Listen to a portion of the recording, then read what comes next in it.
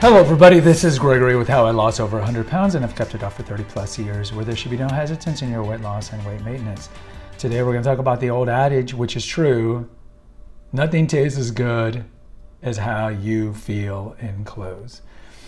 Now, before we begin, if you need help with weight loss, contact me through the Clarity FM link found here in the episode notes. Also, check out my 2 books, which you can find on Amazon, my website, which has hundreds of articles and recipes, my new podcast, The Cinema Rag, if you like movies. I think there's probably about 50 episodes there by now. And lastly, if you appreciate my content, there's a link for PayPal. Now, I kind of misstated the phrase. You might have heard like a moment on the lips, years on the hips.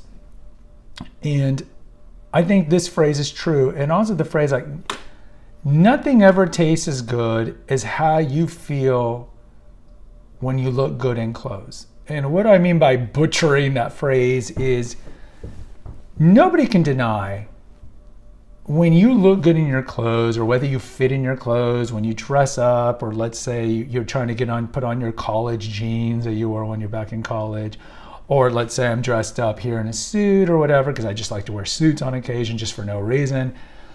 We like the way we look when we look good. Now, there is this kind of counter-prevailing trend that you see, like it's good to be a slouch, it's good to be a slob, let's have the lowest common denominator on the way we speak and on the way we dress and how we interact with the opposite sex, and how we should just lower our standards for everything. But I don't agree with that at all. And certainly when it comes to obesity, we should strive to have the best body we can have for our age, not for vanity's sake or anything like that, or even to get somebody of the opposite sex, but because we are caretakers of our body. We are stewards of our body. We didn't create our body, therefore we're expected to take care of it and be a good steward to it, just like we're supposed to cultivate and be a good steward of the earth, of your garden, in your backyard, and whatnot. So when you were younger, you might remember, man, I looked good when I was able to fit into these pants, these jeans, this suit, or you look back at pictures when you were in college or whatever age, like I look good, and then you've gained weight since then. You can look at those photos, and there's a couple of ways you can look at those photos. You can be like, man, and I'll never get into that, or man, I love the way I looked when I was wearing that 3-piece suit or wearing that floral dress or whatever it is, and I'm going to motivate myself to get back to that level. And so that is a good motivation. That's a kind of a winner mindset. The loser mindset is, oh, I'm never going to get it. Well, if you have that mindset, you're not. So that's kind of the overall general look. But the day in, day out thing is that cake looks good. But you know what? That cake might taste good, right? A moment on the lips, lifetime on the hips. That's going to taste good. But you know what tastes better? Looking good in a 3-piece suit or looking good in a flower dress. And that's what we need to remember, that we're born with the idea of concupiscence, something that we got from Adam and Eve. This is in Christian theology, like our attraction to the pleasures of the body, of the flesh, whether they be sexual or whether they be food, drink, sensory pleasures, temporal pleasures, whatever they are. And so we always have to kind of like balance these things out in our life, because like you think of the portrait of Dorian Gray and other cautionary tales, too much of these delights will lead to bad things in life. So if I like to do heroin, if I like to eat chocolate cake every day, if I like to drink 2 bottles of wine every day, if I like to, whatever it is, and delving into this concupiscence, this appetite that we have, typically is not good for us.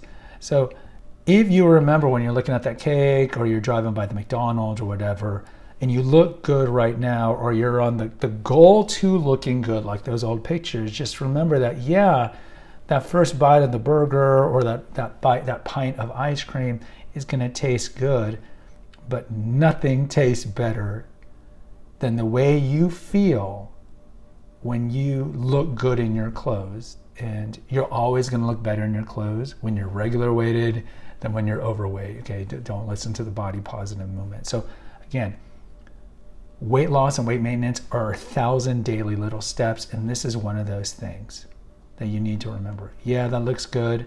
And like we talked about in the episode, there's no reason to have second helpings of dessert. It's not like you can never splurge a little, but sometimes, especially if you have that addiction mindset, splurging a little, next thing you know, you're eating, 100 gallons of ice cream, hyperbolically speaking. So you kind of have to know yourself. But just remember, if you look good right now, you like the way you look right now, let's say you've been weight maintaining for some time, then why are you going to tempt yourself and go down that rabbit hole where you could lose the way you look right now, or you love the way you look? Or conversely, let's say you're overweight and you look back at the past and you miss the way you looked. Why are you going to sabotage that road to losing the weight right now with the idea of eating that cake and so forth? So it requires introspection. It requires, of course, to understand all the triggers that we have when it comes to weight and eating and all that, and making that one of 1,000 little daily steps. Guys, post in the comments. I'd love to hear from you. Hit the notification, subscribe, and share button. Until next time, take care, God bless, and pray.